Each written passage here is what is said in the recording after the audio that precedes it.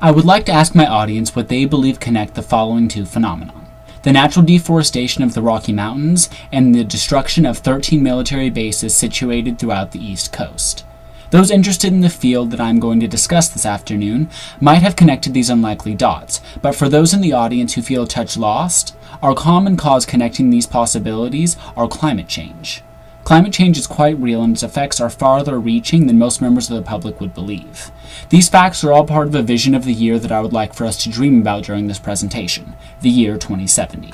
The website created by the Union of Concerned Scientists tells us that by the year 2070, rising ocean waters in the Atlantic will cause severe flooding on the East Coast, causing the location of 13 military bases listed here to experience flood events, more times than there are days of the year, in fact, over 500 times a year. 4 of the installations, the Naval Air Station at Key West, the Joint Base Langley Eustis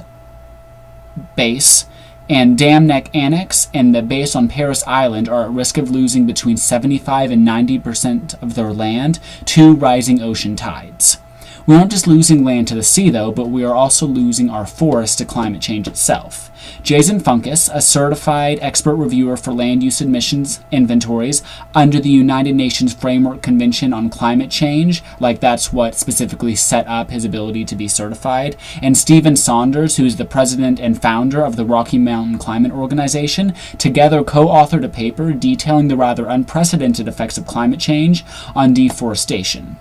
From 2000 to 2012, certain species of bark beetles that have been driven further north by the availability of more hospitable temperatures in the Rocky Mountains have killed trees on 46 million acres, a landmass that is only slightly shorter or smaller than the state of Colorado. It is estimated that as many as 100,000 beetle-eaten trees fall to the ground every day in southern Wyoming and northern Colorado alone.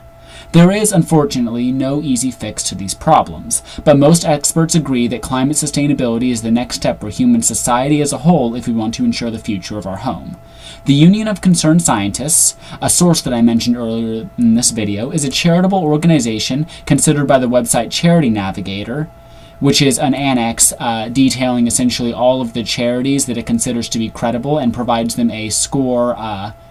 showing just how credible, effective, and how useful they are with how they spend their money. Anyways, that website has them listed as one of the top, most trusted, and most efficient charity organizations for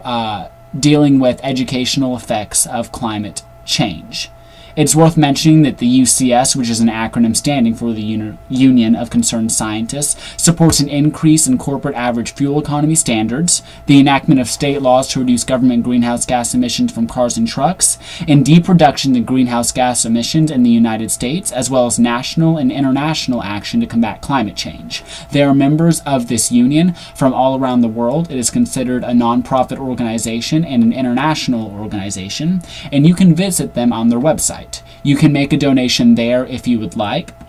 or you can offer up your specific service, like as in a worker, in a variety of different ways. However, if you're not necessarily sure that you would like to support this charity yourself, you can at the very least visit their website. It has a variety of tools you can use to share or use to look at and to share to other people to educate yourself about some of the unknown effects of climate change and learn different ways to increase sustainability, not only for yourself but in a workplace. Any business owner watching this video, I would absolutely urge to visit the site as well, as it details a variety of different cost-cutting measures you can take to decrease your carbon footprint and ensure that the world essentially has a greener tomorrow.